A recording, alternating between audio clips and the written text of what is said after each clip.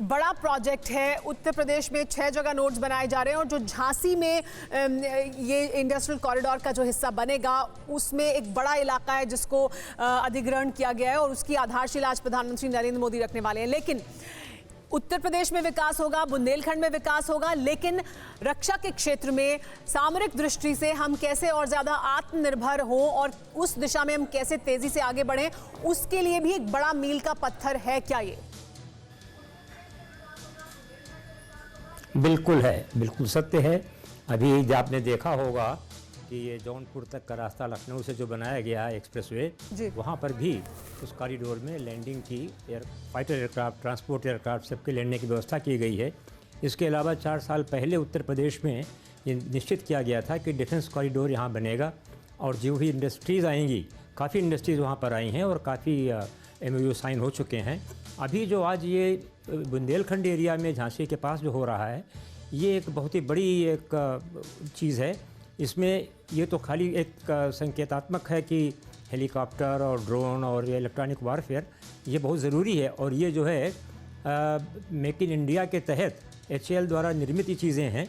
इसके अलावा जो BDL वहाँ पर अपना इस्टेब्लिशमेंट कर रहा है, ये बहुत बड़ी चीज़ है और इससे कई लाभ होंगे। हम तो मतलब जो हमारी फोर्सेस हैं वो आत्मनिर्भर होंगी। इसके अलावा लोगों को एम्प्लॉयमेंट और डेवलपमेंट उस एरिया का साथ साथ वो भी होगा और इसके अलावा इसमें बढ़ावा मिलेगा लोगों को। जो सैनिक स्कूल की बात की अभी हमारे मतलब आप लोगों ने, और प्रधानमंत्री जी उसका करेंगे आगे विमोचन, जो कुछ भी करना होगा उससे बड़ी भारी लोगों को एक शक्ति मिलती है, क्योंकि सैनिक स्कूल जो है एक वो प्रारंभिक लोगों को ट्रेन करने के लिए थोड़ा क्षमता उनके अंदर आ जाती है। इसके बाद वो फिर चाहे NDA में जाएँ, चाहे सर्विस सिलेक्शन बोर्ड के मतलब शुरुआत से ही अगर उस स्कूल में बच्चे पढ़ते हैं तो फिर वो सेना में भर्ती होने की दिशा में आगे बढ़ने के लिए एक बड़ी फोर्स आप वहां से तैयार कर सकते हैं। हमारे साथ कमोडोर रंजीत बी राय जी भी मौजूद हैं। रंजीत जी, आज ये जो लाइट कॉम्बैट हेलीकॉप्टर सौंपा जाएगा उसकी क्या खासियत है और वो जब आज वो सौंपेंगे तो उसके बारे में अगर हमें आप कुछ उसकी जो खासियत है उसको सौंपना या उसको बनाना, वो कितनी बड़ी उपलब्धि है? पहले आपको यह समझना चाहिए कि प्रधानमंत्री मोदी जी एक प्रधानमंत्री है जिन्होंने समझा है, और कितने दफा उन्होंने बोला है राष्ट्रीय रक्षा सर्वोप्रिया। इंग्लिश में बोलते हैं the first duty of the sovereign is to look after the defence.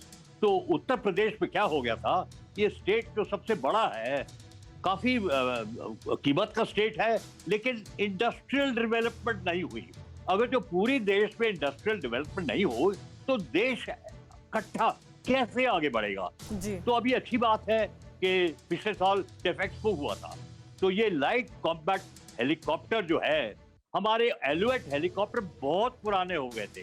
तो क्या हो गया था, कुछ जरूरत थी कि एक अपना भारत में आत्मनिर्भर के साथ एक अटैक हेलीकॉप्टर बनाए।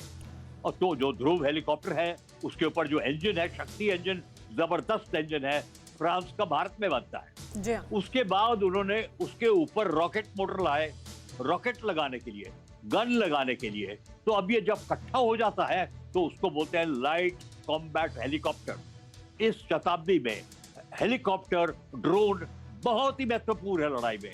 आपने देखा लद्दाख में भी जो हुआ था, तो ये बहुत अच्छी बात है। जी हाँ, बिल्कुल। और हम देख रहे हैं कि अब आगे जिस तरह की लड़ाई जिस तरह से आगे बढ़ रही है, उसमें ड्रोन का इस्तेमाल, लाइट कॉम्बैट हेलीकॉप्टर्स का इस्तेमाल और ज्यादा होता हुआ दिखाई दे रहा है, यानी वो समय की जरूरत है।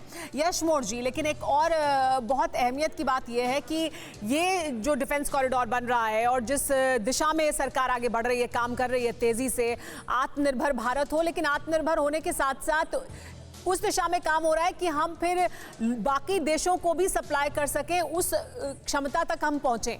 तो उस उद्देश्य से ऐसा लगता है कि अभी काम किया जा रहा है। क्या आपको लगता है कि वो उस दिशा में हम ठीक आगे बढ़ रहे हैं और दरअसल उसको भी हम हासिल कर पाएंगे बहुत जल्द, उस मुकाम को भी? सुमेरा, थैंक यू फॉर मुझे इस शो में इन्वाइट करने के लिए। मैं बहुत सालों से देख रहा हूँ, जब से ये प्रपोजल था कि यूपी में डिफेंस कॉरिडोर बनेगा, ऐसा ही कॉरिडोर तमिलनाडु में भी बन रहा है और कई जगह पे हमारे इंडस्ट्रियल हब्स हैं, जैसे हैदराबाद है, पूना है, जहाँ पर की इस टाइप की हमारी इंडस्ट्रीज हैं। तो ये बहुत अच्छी स्टेप है, मैं मानता हूँ। लेकिन ये आत्मनिर्भर और ये ना कई बार लगता है जैसे सब कुछ यहाँ बनेगा, अभी भी हम टेक्नोलॉजी में बहुत पीछे हैं। ये मान लेना चाहिए इंजन बनाने में, गन सिस्टम्स बनाने में, इलेक्ट्रो ऑप्टिक्स में, इलेक्ट्रॉनिक्स में अभी भी काफी पीछे। तो कोलैबोरेशन से आगे बढ़ पाएंगे हम। अगर हम सोचें सब कुछ यहाँ बन जाएगा और हम एक्सपोर्ट करना शुरू करेंगे, वो शायद 10, 15, 20 साल लग सकते हैं हमें उस लेवल तक पहुंचने का। अभी भी तेजस के अंदर मैक्सिमम पार्ट्स इंपोर्टेड है, अर्जुन टैंक के अंदर अभी भी हमारे पास इंपोर्टेड पार्ट्स है। सो मोस्ट ऑफ दिस ये डीआरडीओ के वेपन सिस्टम असेंबल कर रहे हैं यहाँ पे।